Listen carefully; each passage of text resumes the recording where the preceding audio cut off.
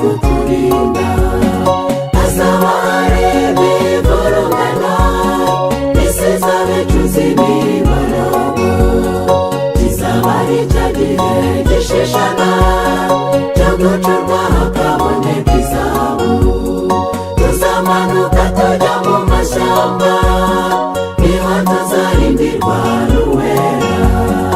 Umugaruza dukoze irya nino, ariko nyuma twamare gutsinda.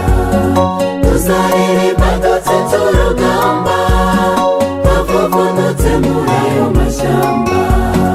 Tuzakina nk'inyana z'imitavu, Alleluya hoziyana amena.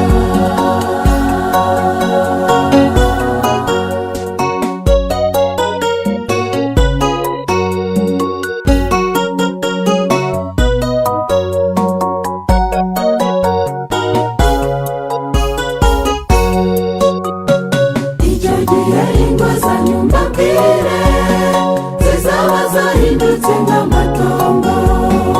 Itegeko teka rizakoreshwa, kuko ryagenwe binteye gutinya. Bamwe bazaba bari mu bihome, kandi bicuze mu mwijima mwinshi. Abamarayika bo mu bwami bazaba bayoboye izo murashyano. Tuzamanuka tujya mu mashyamba, niho tuzarindirwa n'Uwera. Umugaruza dukoze irya nino, ariko nyuma twamare gutsinda. Tuzaririmba dutsinze urugamba, twavuvunutse muri ayo mashyamba. Tuzakina nk'inyana z'imitavu, Alleluya hoziyana amena.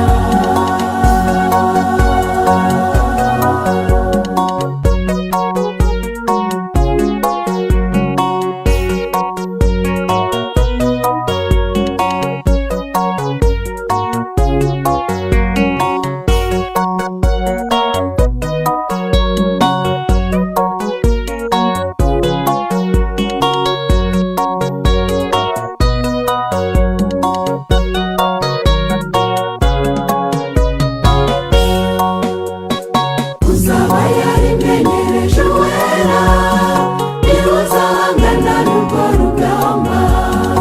Azaba yaranyuze mu matanwa, ibigeragezo akabizahabu. Azumvikana ijwi ryo gutabarwa, riranguruye rivuzwe na Yesu. Tuziyereka tubyiniye intsinzi, twifurije kuba mu uwo mugabane.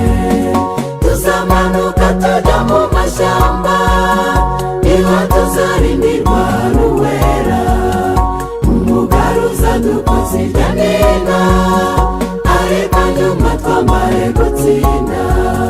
Tuzaririmba dutsinze urugamba, twavuvunutse muri ayo mashyamba.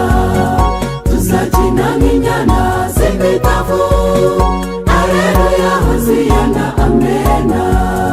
Tuzaririmba dutsinze